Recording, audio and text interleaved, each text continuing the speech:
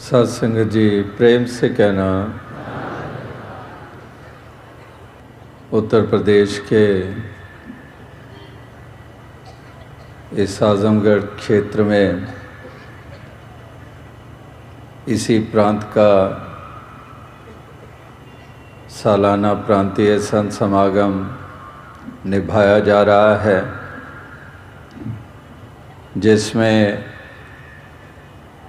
आप सभी स्थान से बहुत श्रद्धापूर्वक भक्ति भाव से युक्त होकर यहाँ पर उपस्थित हुए हैं, जो ऐसी ऊंचाई रखते हैं।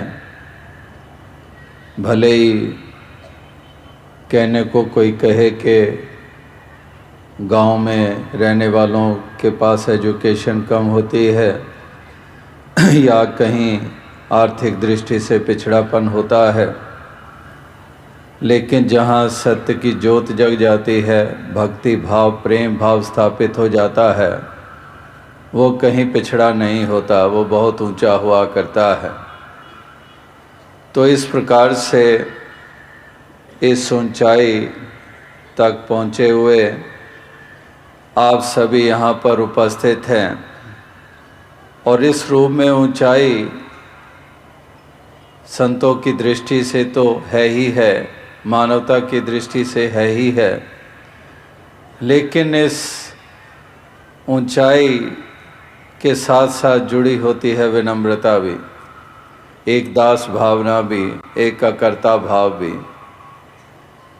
तो इस प्रकार से ऐसी अवस्था में रहकर आप सभी यहाँ पर इस समागम को शोभायमान कर रहे हैं। जहाँ पर किसी बाग में कोई चला जाए और ऐसा रमणीक रूप देखने को मिलता है, जहाँ पर सुंदर फूल खिले हुए हों, सुंदर क्यारियाँ हों, सजा हुआ बाग हों, अच्छे सुंदर पौधे, तो जैसे उस बाग में दाखिल हो जाने से वो सुंदर रूप देखकर एक मन से वाह वाह निकल आती है, स्तुति मन से निकलती है। इसी प्रकार से ये भी सजे हुए फूल महक देने वाले प्यार की, इसी प्रकार से मानवीय गुणों से युक्त होकर इस सत्य परमात्मा ईश्वर निराकार का यशोगान कर रहे हैं। तो आओ साथ संगत, कहने का तात्पर्य यही है कि संत महात्मा भक्तजन वो हमेशा हमेशा ही ऐसी एक सुंदर भावनाओं से युक्त होकर इस संसार को वो देते आए हैं, जैसा कि आज भी ये देन दी जा रही है। एक ऐसी ठंडी फुहार जहाँ तपता हुआ एक कोई स्थान हो, जहाँ तपश हो और वहाँ पर ठंडी फुहार हो जाए, जैसे अभी सर्दियाँ, इतनी ठंड, और आगे समय हम जानते हैं वो भी महीने आ जाते हैं, अभी बसंत ऋतु चढ़ी है, और किस प्रकार से फिर वो भी समय आ जाता है जब इतनी तपश होती है, एक एक बूंद को तरसते हैं, ख्वाहिश करते हैं कि कहीं बादल बने, बरसात हो। तो इस तरह से एक तपती हुई धरती के ऊपर जैसे बरसात का जल गिर जाए, ठंडी फुहार, सभी नाच उठते हैं और इस कदर बहुत राहत महसूस करते हैं। इसी प्रकार से एक तपते हुए हृदयों के ऊपर ये ठंडी फुहार ये जब गिरती है तो ये तपते हुए हृदय भी शीतल हो जाते हैं। इस प्रकार से ये भक्ति, ये प्रेम, ये करुणा, ये प्रभु निराकार का एहसास, तो इस कदर ये शीतलता ही इस मन में स्थापित हो जाती है। और ये तपते हुए हृदय केवल ठंडक ही नहीं प्राप्त करते, बल्कि यही वो हृदय तपते हुए जो वैर ईर्ष्या नफरत की आग में जल रहे, जो इस तरह से धरती को नर्क बनाने में लगे हुए, जहाँ पर जैसे कल कहा कि दानवता वाली प्रवृत्तियाँ, तो उसकी जगह पर सज्जनता और प्रेम स्थापित हो जाना। तो इस तरह से दोनों ही परिणाम कि एक तो तपस्वी दूर हुई और दूसरी तरफ ऐसा एक रूपांतरण हुआ कि वो बिगड़ा हुआ रूप एक सुंदरता को प्राप्त हो गया। जिस प्रकार से कोई भी बंजर ज़मीन के ऊपर भी मेहनत की जाती है उसको सुंदर रूप दिया जाता है, जिनको हम कहते हैं कि बड़े सुंदर एक बाग सजाए गए हैं, तो वो भी कभी इसी तरह से उजाड़ सी एक धूल भरी मट्टी वाले वो स्थान हुआ करते थे, लेकिन उसके ऊपर मेहनत की गई, घास उगाए गए, प्लांट्स उगाए गए, एक फूल लगाए गए, लैंडस्केपिंग इतनी सुंदर की गई। तो वो भी पहले तो वो भी इसी तरह से रूखे रूखे स्थान ही थे, मट्टी धूल भरे, लेकिन मेहनत की गई। मिडल ईस्ट में जाने का मौका मिलता है कई वर्षों से, और देखा वहाँ पहले का रूप भी, और अब भी जब जाते हैं कि कैसा ही रूप बिल्कुल ही बदल के रह गया है, कि किस तरह से उस रेगिस्तानी इलाके में भी इतनी मेहनत की गई, लगता ही नहीं कि आप रेगिस्तान में आए हैं। कहीं दुबई चले जाएं या कहीं और मस्कट चले जाएं, किसी ऐसे उन कंट्रीज़ में चले जाएं, तो वहाँ देखेंगे आप कि कितना विकास, और जहाँ हम सोचते हैं कि रेगिस्तान में पानी उपलब्ध नहीं, लेकिन वहाँ पर भी उन्होंने ऐसा ऐसा सुंदर रूप, हरियाली, फूल, पौधे वो ऐसे स्थापित कर दिए हैं जो कि हमें वहाँ पर भी देखने को नहीं मिलते, जहाँ पर पानी भी उपलब्ध है। तो कहने का भाव कि एक मेहनत, एक उसके ऊपर कुछ लगाया जाता है, एक इन्वेस्ट किया जाता है, केवल दौलत के रूप में नहीं, केवल सरमाए के रूप में इन्वेस्टमेंट नहीं, बल्कि इन्वेस्ट किया जाता है उसमें मेहनत, लगन और एक इंटेंशंस, एक वो विल, एक मकसद, और उसके साथ जुड़ी हुई वो एक जुनून के वाकई ही इस प्रकार से संवारना है। तो भक्तों महापुरुषों के ये भी इन्वेस्ट करते हैं, ये पूंजी लगा देते हैं अपनी श्वासों की, ये तप त्याग करते हैं, परोपकार करते हैं, ये इस तरह से ठंडी फुहार बनते हैं, इस तरह से हरियाली स्थापित करते हैं, इस धरती को बंजर ना बनाकर, वीरान ना बनाकर इसको आबाद करते हैं, एक गुलजार ये यहाँ पर सजा देते हैं।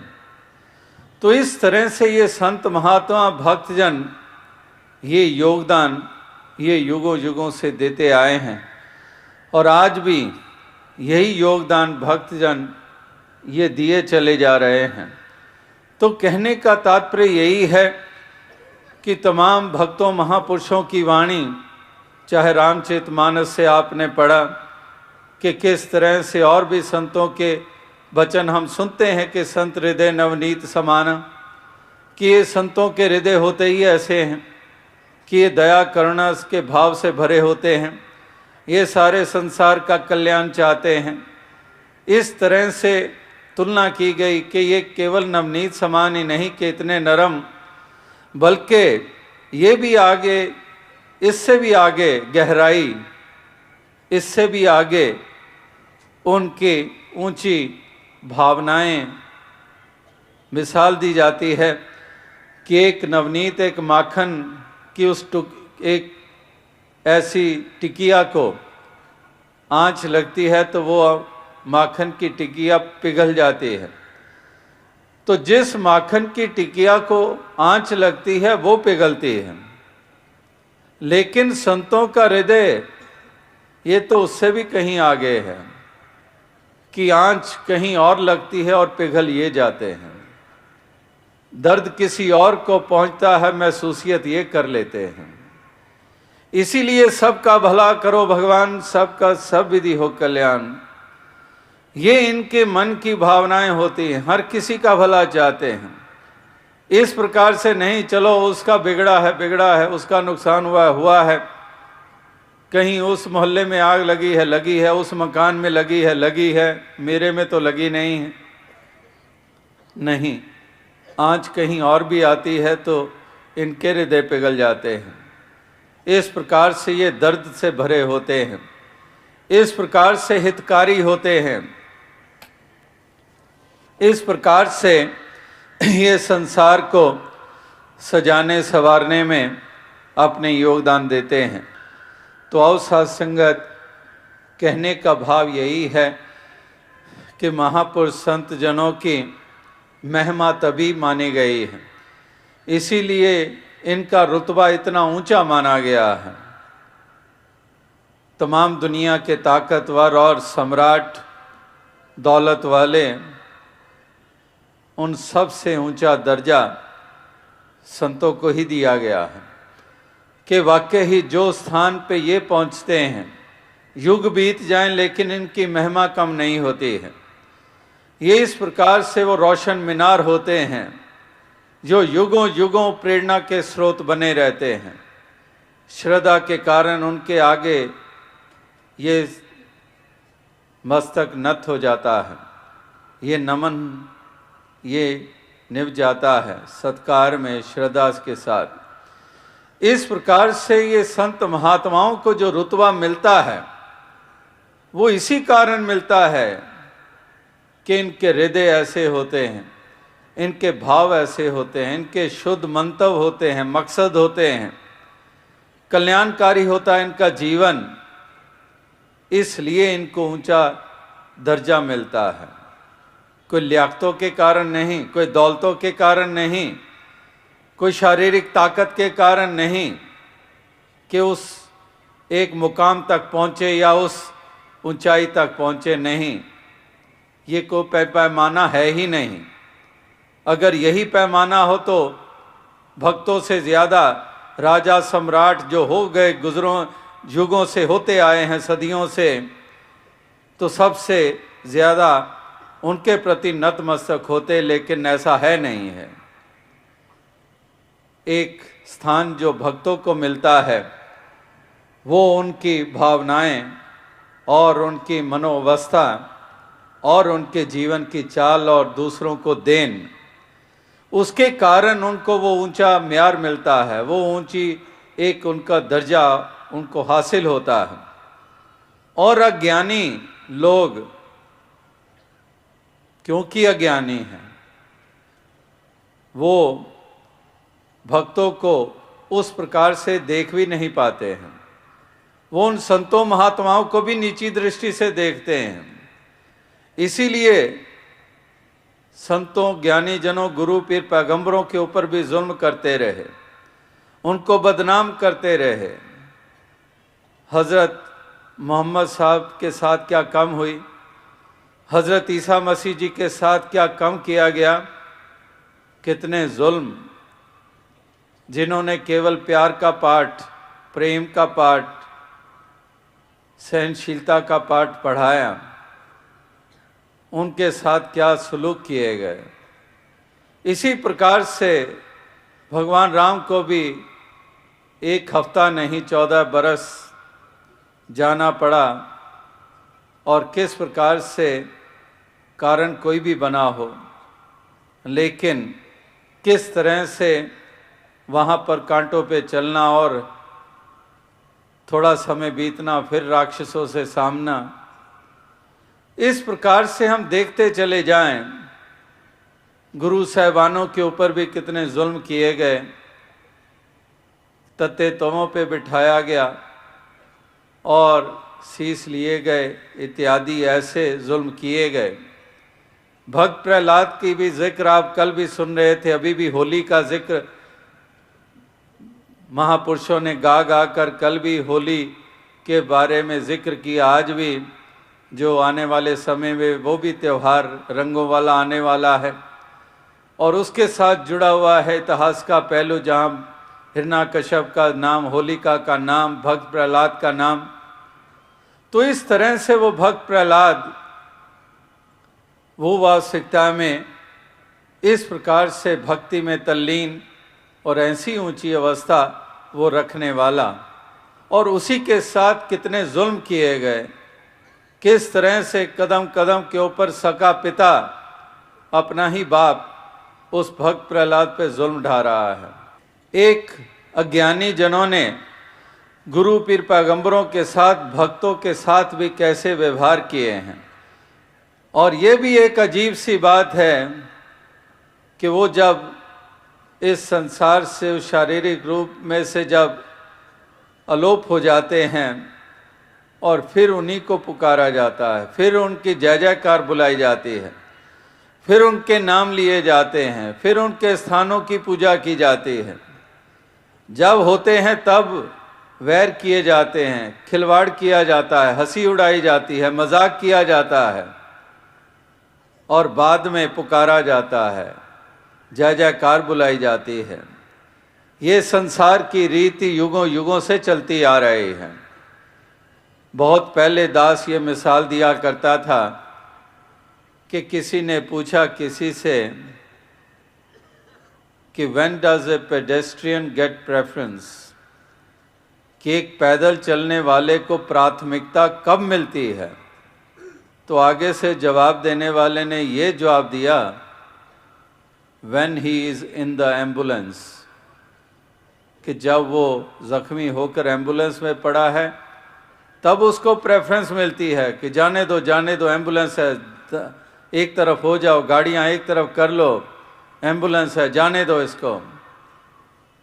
तो ये जब कोटेशन पड़ी कहीं पर तो वही ध्यान आया कि यही कुछ तो होता आया है कि जब संत महात्मा, गुरु पीर पैगंबर प्यार का, सत्य का पैगाम दिए चले जा रहे थे और उस वक़्त वो राह दिखाने वाले सत्य का उसी को ही भटका हुआ कहकर उनको दुत्कारते रहे। और वही बात कि वो पैदल चलने वाले को प्राथमिकता कब मिली, जब वो एम्बुलेंस में पड़ा हुआ है, और जब पैदल चल रहा था तो उसके ऊपर गाड़ी चढ़ाई जा रही थी। तो इस तरह से ये संसार की अज्ञानता केवल एक ही पहलू नहीं है अज्ञानता का, कितने कितने पहलू हैं, कितने कितने भ्रम हैं, कितनी कितनी भ्रांतियां हैं जिसमें रहकर इंसान पलता है और सूर्य के होते हुए भी अंधकार में ठोकरें खाता है। इस प्रकार से मति के ऊपर पर्दे पड़ते हैं, इस प्रकार से छोटी सोच रखते हैं और ये सब कुछ कर लेने के बाद भी संतों का जो स्थान है, जो म्यार है, वो कभी भी नीचा नहीं हुआ है। वो हमेशा ही ऊंचा चमकता हुआ सितारा, वो रोशन मीनार, वो हमेशा बना रहा है। कोई लाख को छोटा कहे, जैसे रहीम जी के वचन अक्सर हम पढ़ते सुनते हैं कि जो बढ़ेन को लघु कहे, नहीं रहीम घटी जाए। कि जो ऊंचे हैं उनको कोई छोटा कहे, वो छोटे नहीं हो जाते हैं। वो छोटापन तो उसका है जो छोटा कह रहा है उनको, ऊंचों को, वो छोटापन अपना है। वो जो ऊंचाई है वो उनकी अपनी ऊंचाई है। कोई 6 फुट ऊंचा कद वाला इंसान जा रहा हो, कोई 10 आदमी, 20 आदमी, 30 आदमी मिलकर ये कहने लग पड़े कि ये तो 4 फुट का है, तो ये हकीकत नहीं झुटलाई जा सकती कि उसका तो कद 6 फुट है। चाहे वो 20-30 मिलकर उसको 4 फुट वाला कहना शुरू कर दें, उसकी ऊंचाई तो कम नहीं होती।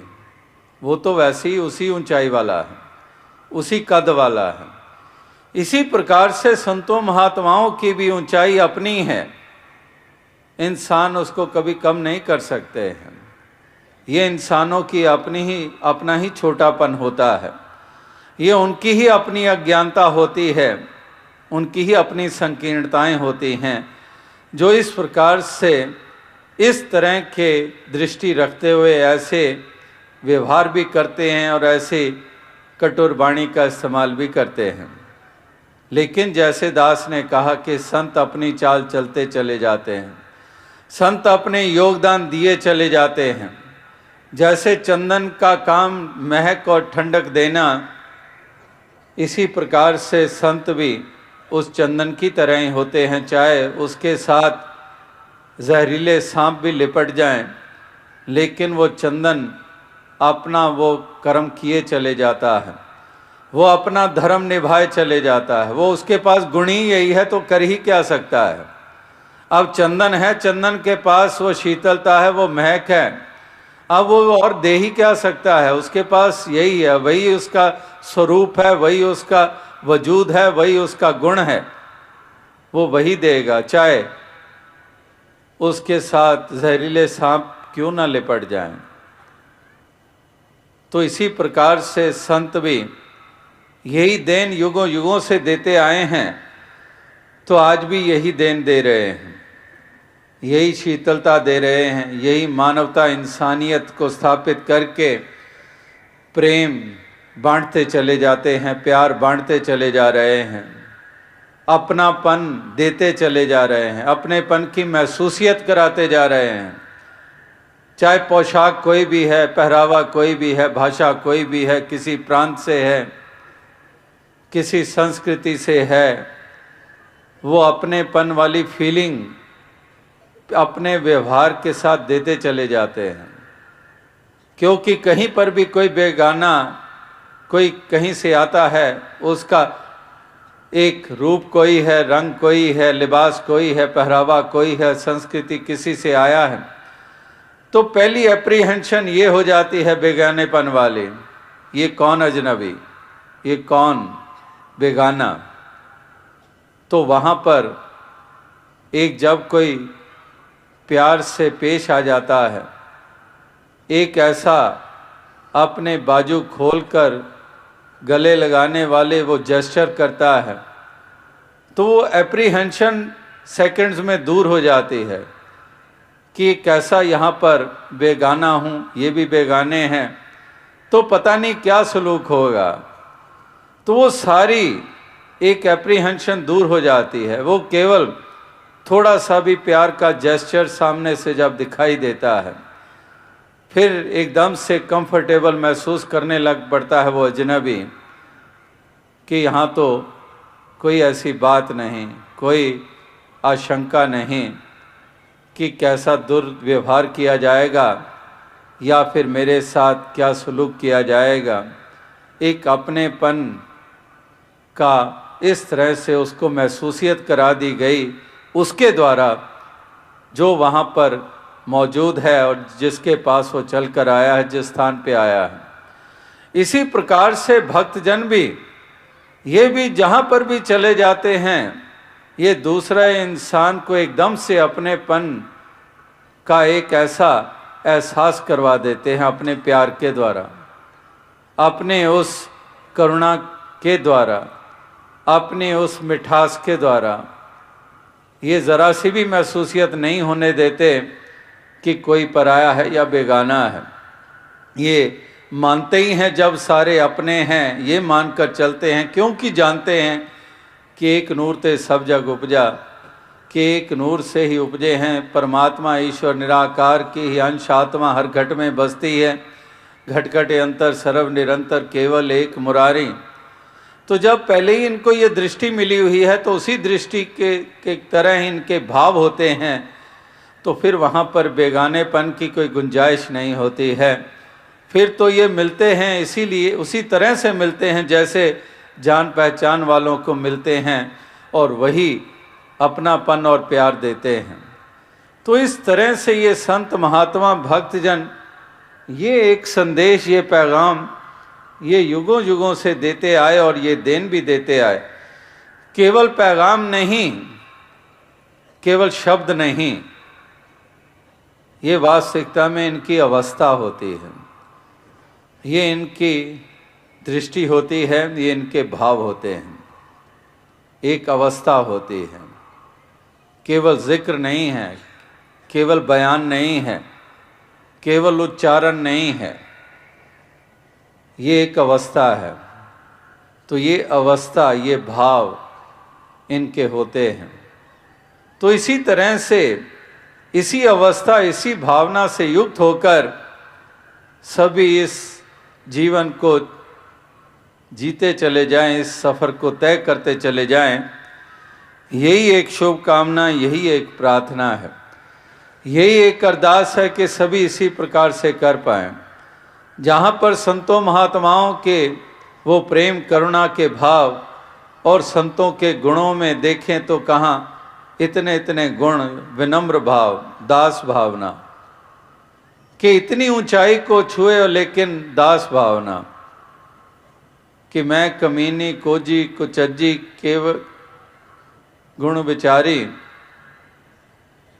बुल्ले शादे लायक नाई शाह नाय तारी, कि मैं कुचज्जी हूँ, कोई मुझे सलीका नहीं आता है जीने का, कोई मुझे मालूम नहीं शिष्टाचार क्या होता है, नहीं मालूम मुझे कोई और पढ़ाइयों का, नहीं मुझे वो तरीके आते, तौर तरीके आते, तो मैं कर्म करके भी बहुत पीछे हूँ। तो इस तरह से पंजाबी में कह रहे हैं कि मैं कमीनी कुचज्जी कोजी बेगुण कवण विचारी, बुल्ले शादे लायक नाई शाह नायत तारी। इसी प्रकार से कबीर जी कहते हैं, विनम्रता देखो कि कबीर सब ते हम बुरे हम तज भलो सब कोय।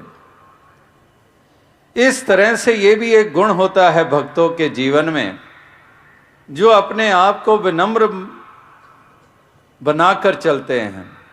अहम का भाव नहीं होता है। जब भक्त कह रहे हैं तो भक्ति में होते ही ये भाव है, ये दिमागों की खेल नहीं है। एक कोई दिमागों में तो अहम ही होता है, ये दिमागी खेल खेलने वाले अहम से ही भरे होते हैं। लेकिन यहाँ पर हृदय, एक हृदय जो इस तरह से भाव से भरे हुए हैं, प्रेम भाव से भरे हुए हैं, विनम्र भाव से भरे हुए हैं, तो इस तरह से, इसलिए भक्त महापुरुषों की ये भी एक विशेषता है, संसार के इंसान के तुल्य। संसार को देखते हैं तो वहाँ पर एक कठोरता, वहाँ पर अभिमान, अहंकार, इससे ही वो युक्त रहते हैं। जिस तरह से कहने वालों ने कहा है कि आदमी के बारे में ये बात समझने वाली है कि सर जितना भरा हुआ है दिल उतना ही खाली है। सर जितना भरा हुआ है, एक दिमागों की खेल, केवल टीका टिप्पणी और दलीलों का सहारा लेना, तो इस तरह से सर जितना भरा हुआ है दिल उतना ही खाली है। अंग्रेजी में कहावत है, a loving heart is far greater than all the heads of the world. A loving heart, एक प्यार करने वाला दिल, वो all the heads of the world के, वही बात कि जो इस तरह से गुरूर में सर उठाए फिरते हैं, जो मगरूर हैं, जो इस तरह से अहंकार अभिमान से भरे रहते हैं, थोड़ी सी भी ताकत मिल जाए तो अभिमान, थोड़ा सा भी हुनर मिल जाए अभिमान, थोड़ी सी भी दौलत आ जाए अभिमान, थोड़ी सी भी विद्वता आ जाए तो हर किसी को मूर्ख करके ही देखने लग पड़ते हैं। तो इस तरह से अभिमान नहीं, भक्तों का गुण होता है विनम्रता। ये दास भावना से युक्त होते हैं, ये इस प्रकार से ऐसी हलीमी से युक्त होते हैं जिसके कारण ये ऊंचाइयों को प्राप्त करते हैं। आपस को जो जाने नीचा सही गनिए सब ते ऊंचा, कि आपस को यानी कि अपने आप को निमाणा मानते हैं, इसलिए इनकी गिनती ऊंचों में आती है। इस प्रकार से ये ऊंचाइयों को प्राप्त करते हैं क्योंकि विनम्र होते हैं।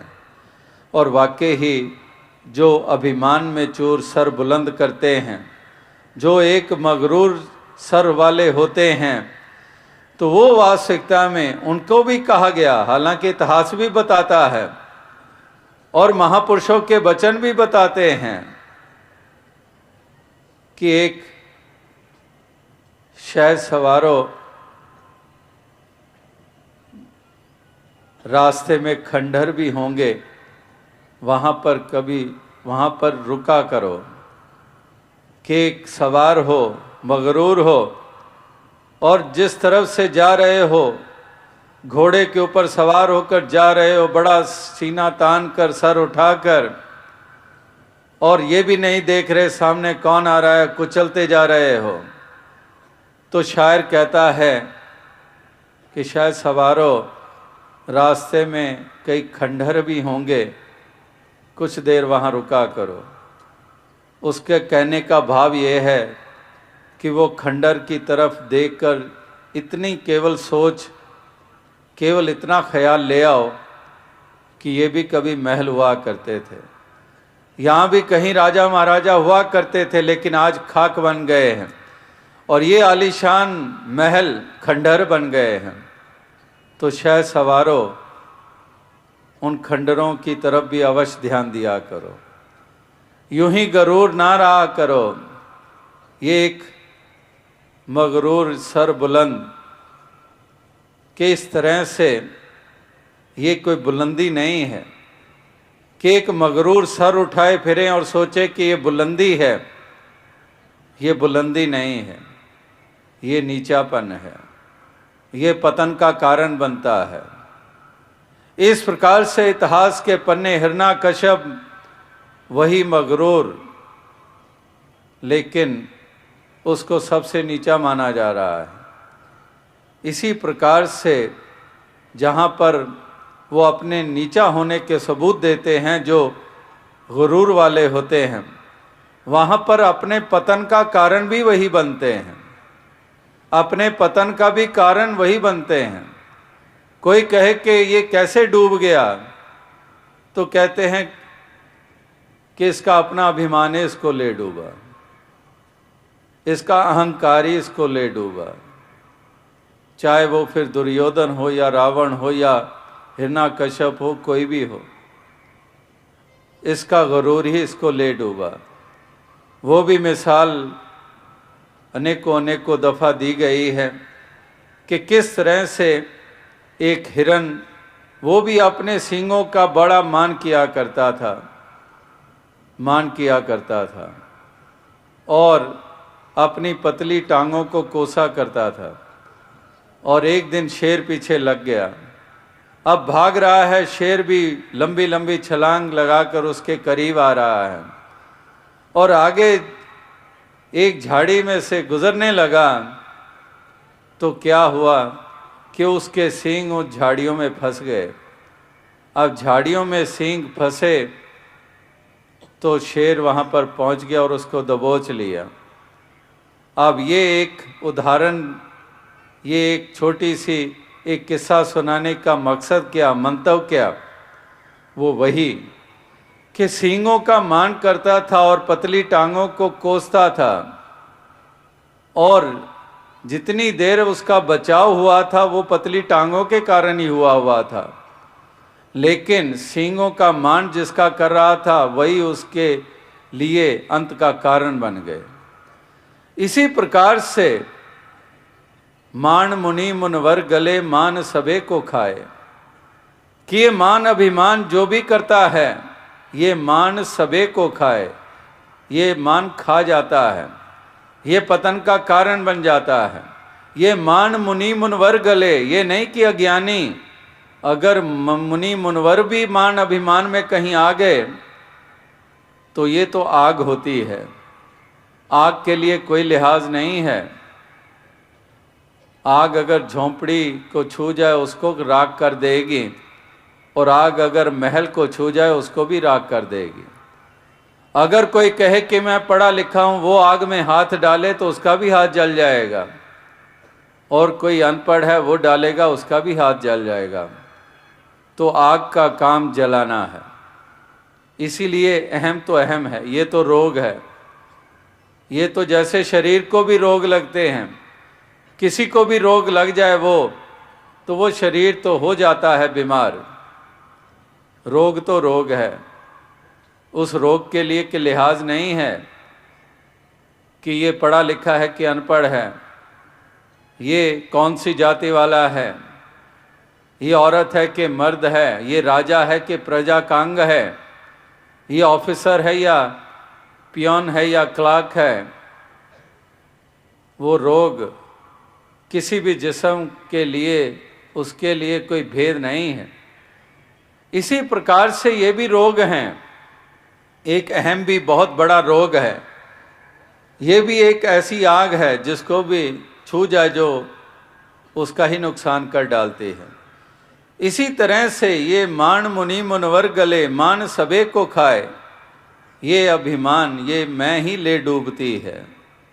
मारा गया वही जिसने कहा कि मैं बड़ा, कि जो इस तरह से मैं करता है वही अपने पतन का कारण बन जाता है।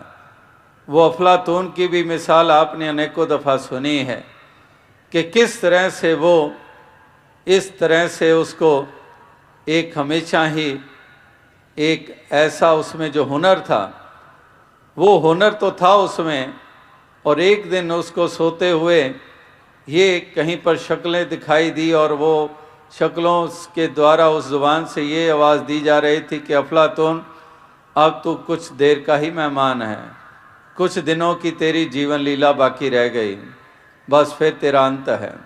हड़बड़ा कर घबरा कर पसीने पसीने उठा और उठा तो बड़ा सोच में कि अब क्या, बस बहुत इस जिस्म के द्वारा इस जीवन में बहुत मैं इस तरह से आनंद ले रहा, तो अब ये जीवन खत्म हो जाएगा, ये समाप्त हो जाएगा। और इस प्रकार से बड़ा घबराया कि कोई ना कोई तो ऐसा साधन होगा कि मैं इतनी जल्द ना जाऊं यहाँ से और ज़्यादा मैं रहूं इस संसार में।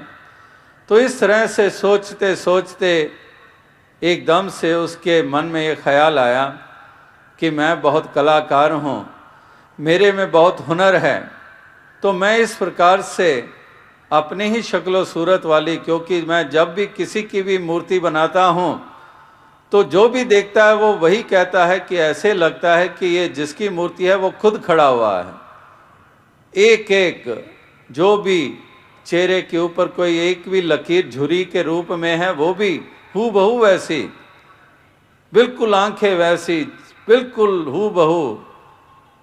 तो इस तरह से मेरे में हुनर है, मैं बाकियों की बनाता हूँ तो मैं अपनी भी बना सकता हूँ।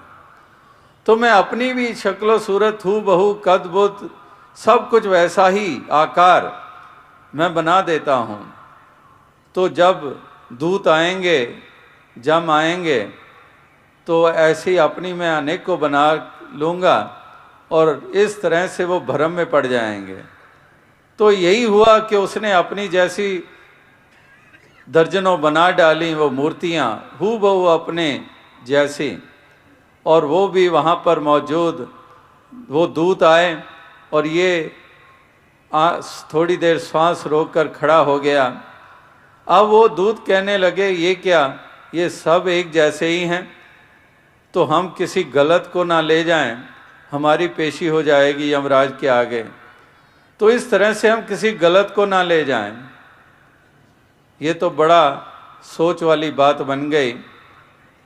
तो कहने लगे चलो फिर कभी आ जाएंगे। दूसरा कहने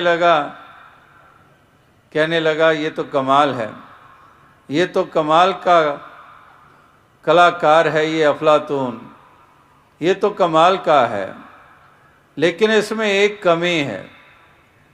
जब ये शब्द सुना वो अफलातून उन मूर्तियों में ही आप भी खड़ा था सांस रोक के, कहने लगा कौन आया है मेरी कमी निकालने वाला। बरसों से मैं परफेक्ट एक ऐसी मूर्तियां बनाता आ रहा हूँ, आज तक किसी ने नहीं कहा कौन आया है जो कह रहा है कि कमी है अफलातून में। तो वो दूत कहने लगे आजा, तुझे ही ढूंढ रहे थे। तो कहने का भाव क्या है कि इस प्रकार से ये उदाहरण और कहानियाँ और किस्से सुनाने का मतलब ही यही होता है कि ये बात जहन में हमारे बैठ जाए कि कब किसी का पार उतारा हुआ है या ऊंचाइयों को छुआ है अभिमान के कारण। नहीं, ऊंचे पानी ना टिके नीचे ही ठहराए, नीचा हो सो भर पिए ऊंचा प्यासा जाए। कि इस प्रकार से एक अभिमान और अहंकार वाले तो प्यासे ही रह जाते हैं, और नीचे यानी कि विनम्र भाव वाले वो तो भर पी लेते हैं। एक म्यान में दो खड़ग देखा सुना ना कान, पीना चाहे प्रेम रस और करना चाहे मान, तो मान अभिमान भी छोड़ना नहीं चाहते और इस प्रकार से एक रस भी लेना चाहते हैं, आनंद भी लेना चाहते हैं, ऊंचाइयों को भी छूना चाहते हैं। नहीं, ये संभव नहीं है। इसलिए महापुरुष संत जन एक विनम्रता की तरफ प्रेरित करते हैं कि हमने विनम्र रहना है, हमने दास भावना से युक्त होकर रहना है, किसी चीज़ का मान नहीं करना है, ना दौलत का, ना विद्वता का, ना इल्मों का, किसी चीज़ का भी नहीं। एक विनम्र भाव से जीना है, दास भावना से जीना है, प्रेम भाव से जीना है, प्यार से जीना है। 3 दिनों से ये प्यार का ही तो जिक्र हो रहा है, प्रेम का ही तो जिक्र हो रहा है। प्रेम से प्रकट हो ही मैं जाना, प्रेम का ही जिक्र हो रहा है कि जिन प्रेम कियो ते नहीं प्रभ पायो, कि प्रेम का ही जिक्र हो रहा है, प्यार का ही जिक्र हो रहा है। तो भक्तों के हृदय में भी प्रेम ही होता है। ये प्रेम के स्वरूप होते हैं, प्यार के स्वरूप होते हैं और इस प्रकार से ये प्यार देते ही चले जाते हैं, ये प्यार की गंगा बहाते ही चले जाते हैं। ये प्यार भरा जीवन जीने वाले होते हैं। तो इस प्रकार से ये प्यार करते चले जाते हैं। और कल से परसों से जिक्र हो रहा है प्रेम का, प्यार का, और साथ साथ नफ़रत का भी जिक्र हो रहा था। तो प्यार भरा जीवन जीने की प्रेरणा दी जा रही थी, नफ़रत से दूर हटकर जीवन जीने की प्रेरणा दी जा रही थी। तो ये प्यार करना, ये आ जाए जिसको, वाकई ही उसको जीना भी आ जाता है। जिसको प्यार करना नहीं आया उसको जीना भी नहीं आया है। इस प्रकार से वो इंसान नियत से भी वंचित रहता है अगर ये प्यार उसके जीवन में नहीं है, नफ़रतों से युक्त होकर जीवन जीते हैं। तो नफ़रत करने वाले भी प्यार करते हैं। तो ये जब बात कोई सुने तो सोच में पड़ जाएगा कि ये क्या बात, नफ़रत करने वाला प्यार, ये दोनों की तुलना ही कोई नहीं है, ये कोई मेल ही नहीं है, कोई मिलाप ही नहीं है। तो जब ये आगे से शंका रखी गई तो ये कहना पड़ा कि नफ़रत करने वाले को भी प्रेम है, लेकिन उसको नफ़रत से प्रेम है। इतना प्रेम है कि उस नफ़रत के दामन को छोड़ने को तैयार नहीं है। और भक्तों को प्रेम है प्रेम के साथ, उनको प्यार प्रिय है, इसलिए वो प्यार का दामन नहीं छोड़ते हैं। और नफ़रत करने वाले को भी प्रेम है, लेकिन वो नफ़रत से इतना प्यार करते हैं कि सोचते हैं कि कहीं नफ़रत करना छोड़ दूंगा तो पता नहीं मैं खाली हो जाऊंगा।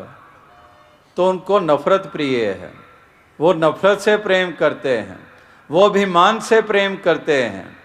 भक्त विनम्रता से प्रेम करते हैं, वो प्यार से प्यार करते हैं।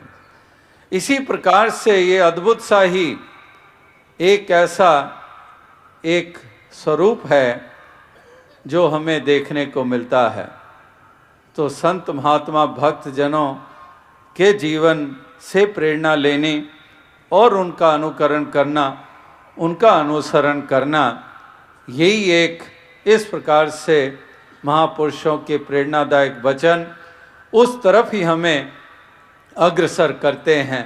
और साथ साथ केवल ये शब्दों के द्वारा प्रेरणा दे रहे होते हैं, लेकिन साथ ही साथ बोध भी हो जाता है, बोध हो जाता है कि वाकई अपना किया कछु ना होए, करे राम होए है सोए, कि मैं तो कुछ भी नहीं हूँ, मेरा तो वजूद ही क्या है, मेरे में तो कोई ऐसी विशेषता ही नहीं है, तो मेरा तो कोई एक ऐसा किसी शुमार में नहीं आता हूँ।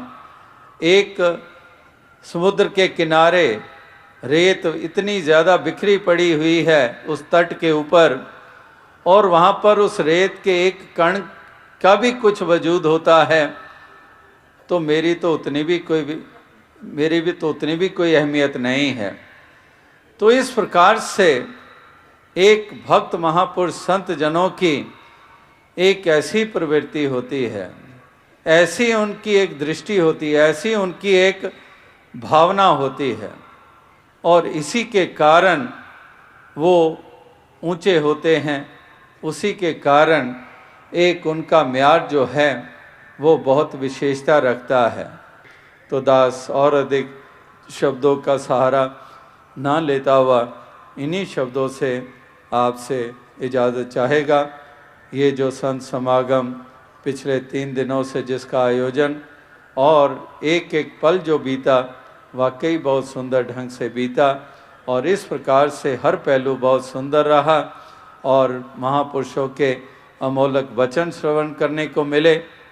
और इसी प्रकार से ये जो निश्चित प्रोग्राम था, ये जो इस तरह से जो सूचना जगह जगह पर दी गई थी, तो वो इसी के साथ अभी संपन्न हो रही है।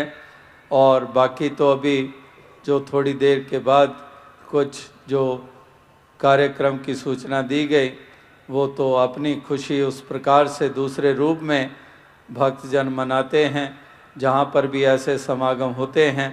तो इस तरह से वो दूसरे प्रकार का रूप, लेकिन जो विधिवत रूप में जो इस समागम की सूचना सभी तक दी गई थी, तो उसकी संपन्नता भी हो रही है।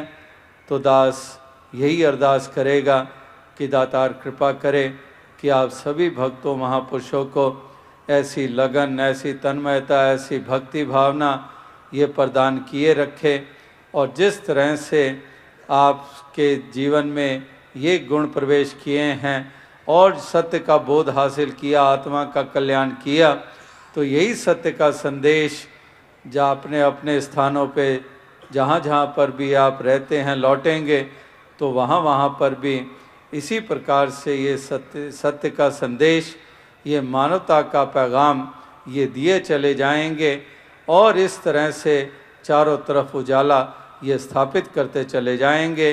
तो यही शुभकामना, यही प्रार्थना, यही अरदास है। साध संगत जी धन्य।